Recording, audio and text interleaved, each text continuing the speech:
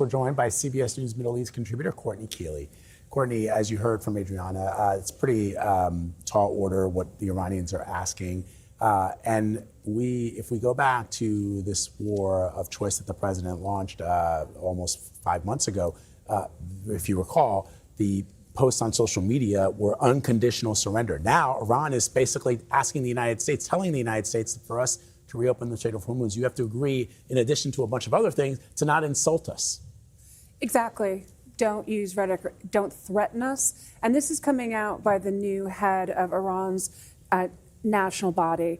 He was just appointed over the weekend. He's well known among hardliners. He's a veteran of the 1980s Iran-Iraq War. He was head of the Iranian Revolutionary Guard.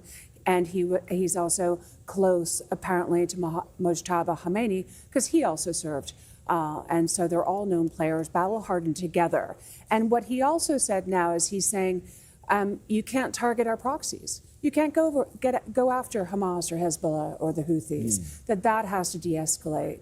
So there's this whole host of new demands, or just maybe crystallized demands, like you said. And there's nothing new about getting to any sort of deal except whether Iran and Oman have really gotten to a deal over who enters and who exits in their different shipping channels.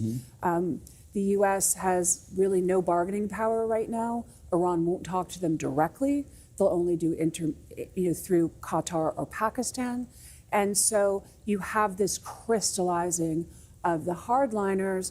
Maybe the ranks were thinned out when they were all those assassinations, but the ideology is not diminished, and the hostilities have not diminished. A diplomat from one of the mediating countries said that these demands reflected that there's some kind of infighting going on in Iran. Right, there are hardliners. There's a group called the Paydari group, and they're the ultra hardliners. They're small. They're not going to make they don't have to answer to them. But if you have like a president, the president is not really the one in power, and Pezeshkian is seen as more of a weak sideline person.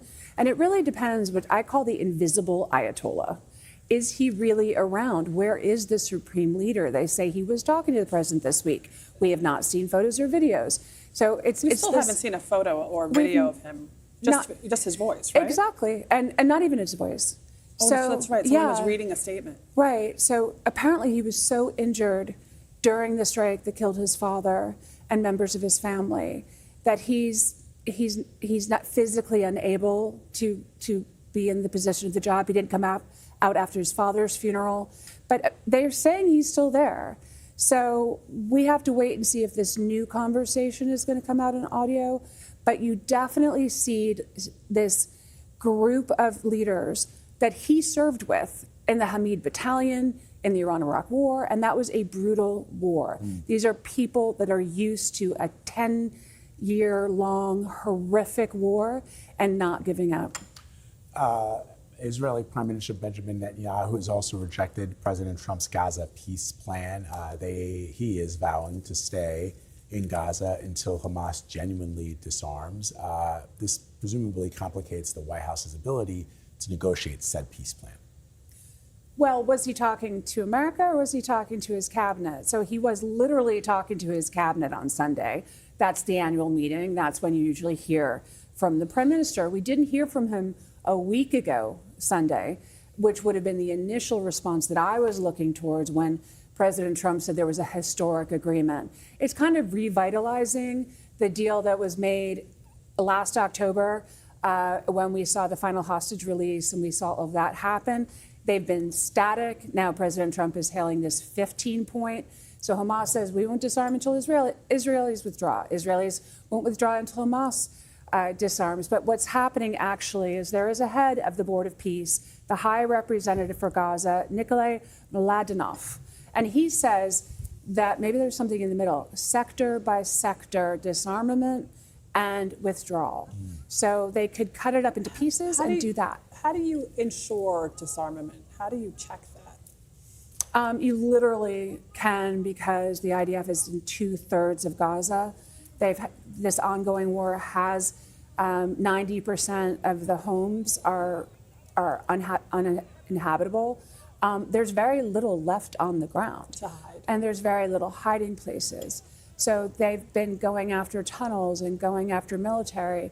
What they're saying right now is they'll stop the targeted assassinations of Hamas leaders. There's a new Hamas leader that was just announced out of Qatar, but they could come to sort of some agreement. But what we always talk about is, where does the ideology go? What do people in Gaza still believe? And will they turn towards something softer and more peaceful after this war? I mean, just one statistic that I came across this weekend, miscarriages of Palestinian women have tripled in the last 6 months from the 6 months before that. Just dire conditions. And that's when you turn to radicalism or not. They can't speak freely. We'll see when they can speak if Hamas actually is taken out. Excellent analysis as always, Courtney. Thank you very Yes. much. Appreciate So you. glad you're here.